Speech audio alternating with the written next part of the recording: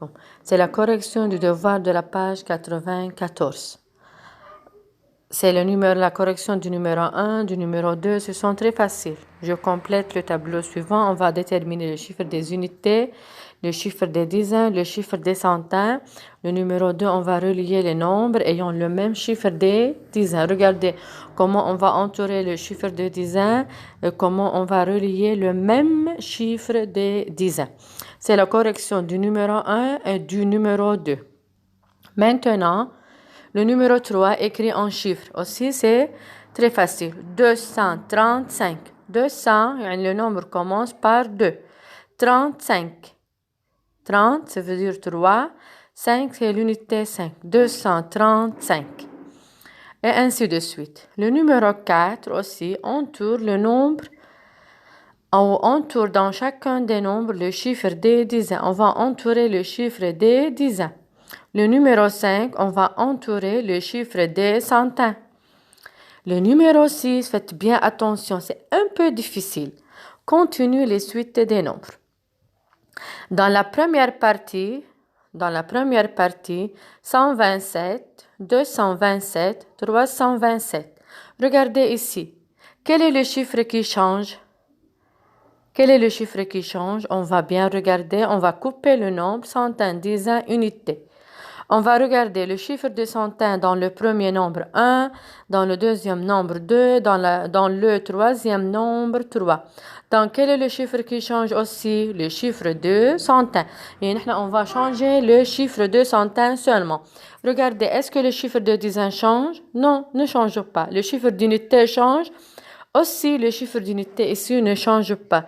Donc, quel est le chiffre qui change? C'est le chiffre de centaines.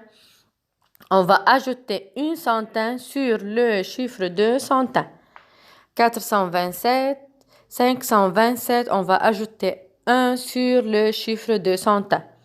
Alors, dans la deuxième ligne, ou bien dans la deuxième partie, 803, 802, 801. Regardez ici.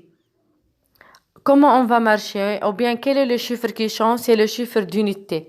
Mais le plus facile ici, on va marcher en reculant. On va marcher en reculant. On va écrire le nombre, celui qui est placé avant.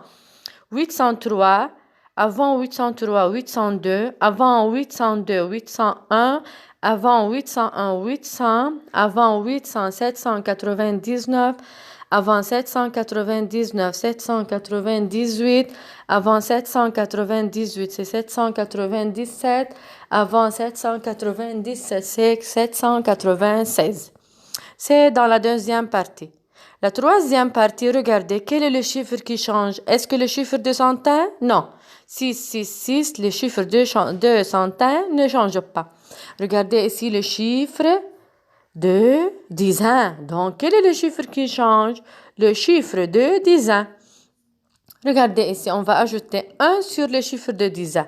7 plus 1, 8. 9 plus 1 égale à 10. Est-ce qu'on peut écrire 6? On va regarder ici, il y en a 6, 1, 0, 0. Est-ce qu'on peut écrire comme ça, comme 4 nombres? Non, c'est très grand. Qu'est-ce qu'on va faire? On va additionner 6 plus 1 égale à 7. Que devient le nombre? 700. Donc, on va entourer dans le 700 le chiffre de dizaines. 0, 0 plus 1 égale à 1. Aussi, on va ajouter 1 sur le chiffre de dizaines, devient 720. C'est le numéro 6. Le numéro 7, observe l'exemple et complète le tableau. On va voir que ce tableau se compose en 3 parties. Dans la première colonne, les nombres sont écrits en chiffres. Dans la deuxième colonne, on va déterminer la valeur de chaque chiffre. Et dans la troisième colonne, les nombres sont écrits en lettres. C'est facile. Mais le numéro le plus difficile, c'est le numéro 6. Un peu le numéro 6. C'est pour cela, faites bien attention et faites la révision de la page 94 et 95 sur le cahier de maths. Wassalamu alaikum wa rahmatullahi wa barakatuh. C'est tout.